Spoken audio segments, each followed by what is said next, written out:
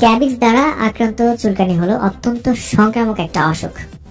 আর এই রোগ যে পরজীবীগুলো করে এদের খালি চোখে দেখা যায়। পরজীবীগুলি মানুষের ত্বককে একটা প্রজনন ক্ষেত্র হিসেবে এরা ব্যবহার করে থাকে। যখন এই স্ক্যাবিস চুলকানি পোকাগুলি ত্বকের নিচে প্রবেশ করে, তখন প্রবেশ করার পর এটা ডিম পারে। তখন প্রতিক্রিয়ার ফলে ত্বকের চুলকানির সৃষ্টি হয়, যা সাধারণত রাতের বেলা বৃদ্ধি পায়। শিশু বয়স্কদের উপর এদের আক্রমণের প্রবণতা তুলনামূলকভাবে অনেক বেশি হয়ে থাকে। অনেক সময় গরম আবহাওয়াতেও চুলকানি বেশ বৃদ্ধি পায়।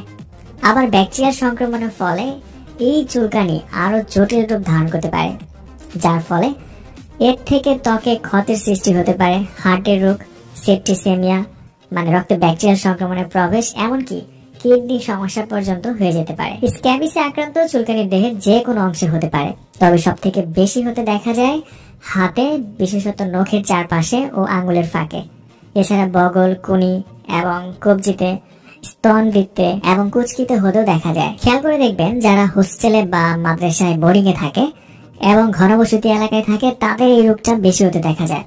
এছাড়া এই রোগটা ব্যাপক সংক্রামক হওয়ায় একজন থেকে আরেকজনের মাঝে খুবই দ্রুত ছড়িয়ে পড়ে, তাই পরিবারের একজন হলে অন্যদের হতেও দেখা যায়। আসার কথা হচ্ছে, যথাযথভাবে আপনি যদি এই পারমিন ক্রিম মাত্র একবার ব্যবহার করতে পারেন, তাহলে স্ক্যাবিস দ্বারা আক্রান্ত চুলকানি ভালো হয়ে যায় এবং সংক্রমণ